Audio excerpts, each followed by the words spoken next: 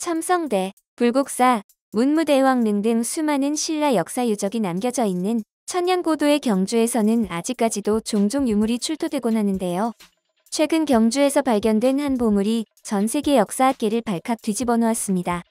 전 세계 역사학계의 시선을 사로잡은 이 보물의 소식을 접한 외신들은 너나 할 것 없이 문제의 보물에 대해 대대적으로 보도하고 나섰는데요.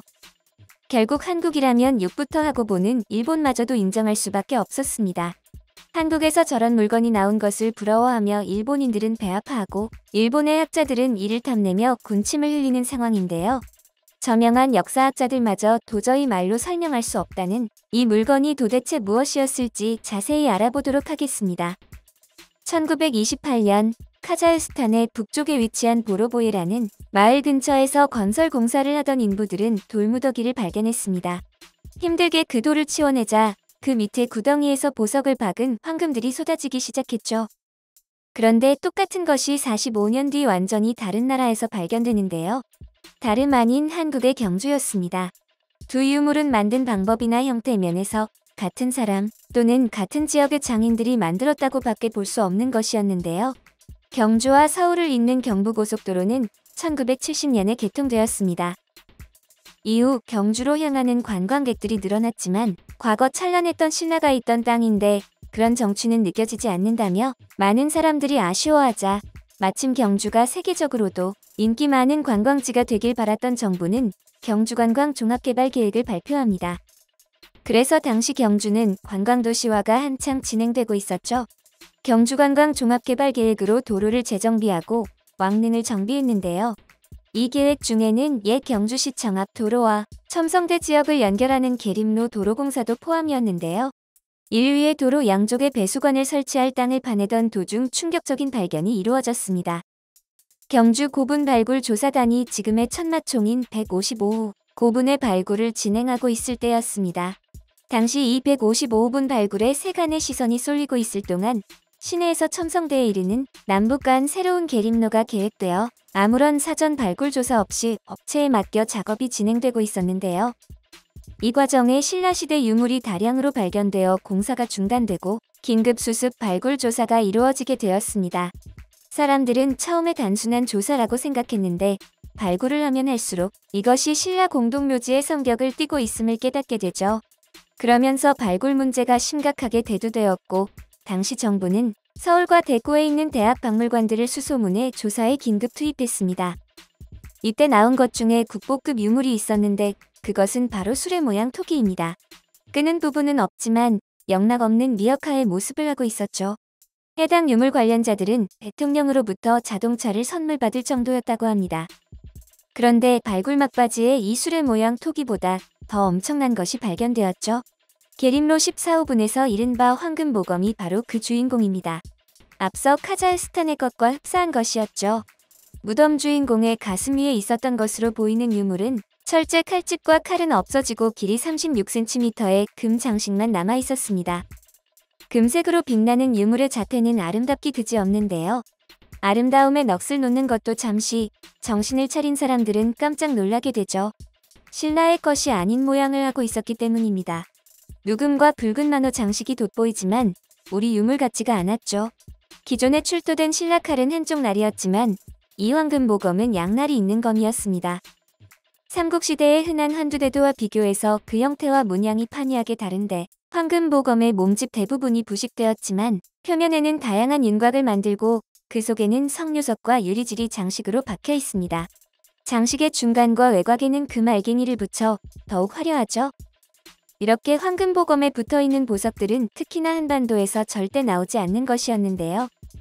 머나먼 외국에서 만들어진 것이 분명한데 비행기도 없던 그 옛날에 어떻게 한반도까지 흘러들게 된 것일까 하고 학자들은 고민하고 있었습니다. 당시에는 학자들마저도 어쩔 줄을 몰라 보고서도 작성하지 않았고 그대로 40여 년의 시간이 흐르게 되었습니다. 2009년경 드디어 새로운 주장이 제기되었는데요. 한국과학기술연구원 이종호 박사가 유럽 켈트왕의 보물로 봐야 한다고 한 것이었습니다. 그러면서 가운데 태극 무늬를 닮은 무늬가 3개 들어간 것과 표면에 나선 무늬를 주목하라고 했는데요.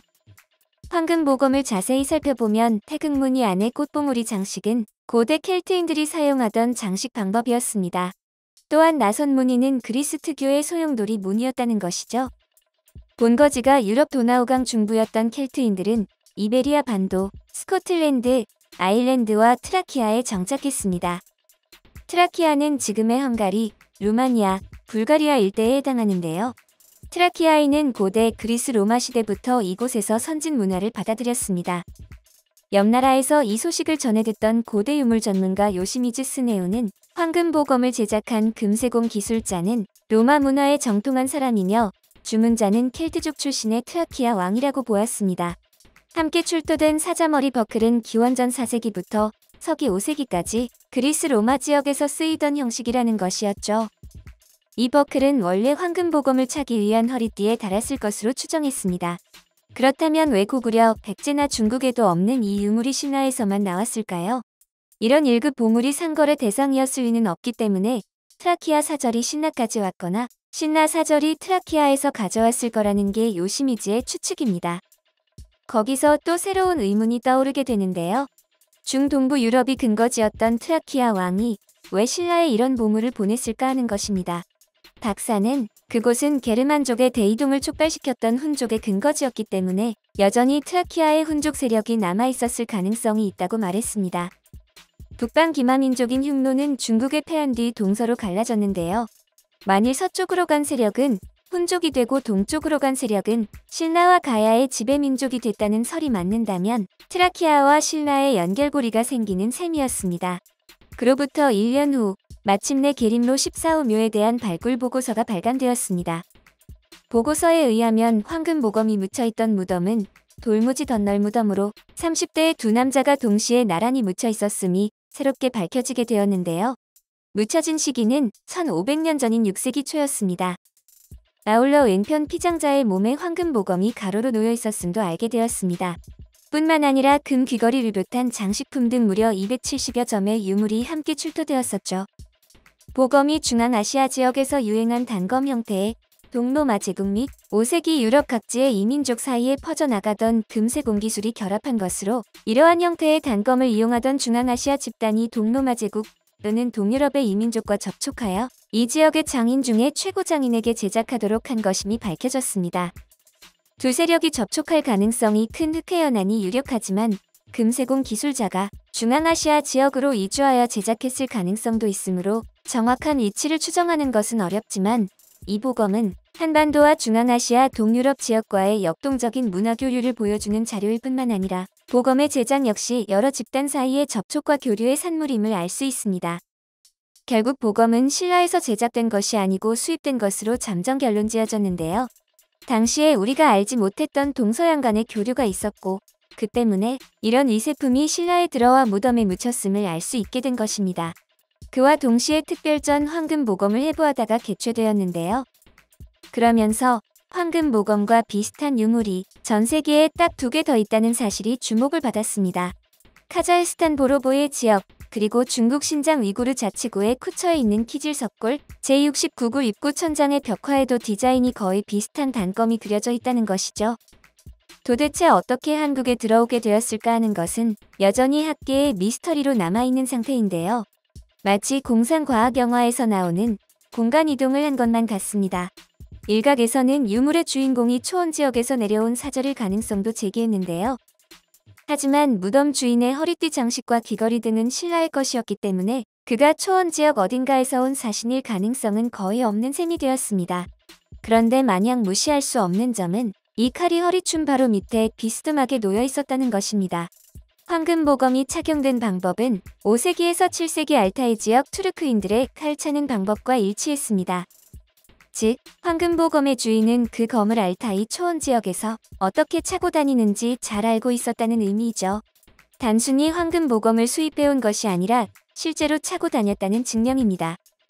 아직까지도 서양에서 만들어진 것이라고 잠정 결론만 나 있는 상태인데 만약 황금보검이 서양에서 제작된 것이라고 확정이 된다면 현재 대한민국이 지정한 보물 중에서는 904호 고대 그리스 청동 투구 이래 두 번째로 서양에서 제작한 보물이 될 것이며 외국에서 제작한 보물로서는 네 번째가 되는 것인데요. 신라의 역사를 간직한 경주는 어쩌면 전 세계에서 한반도로 이어지는 거대한 문화 교류의 흐름을 밝혀줄지도 모릅니다.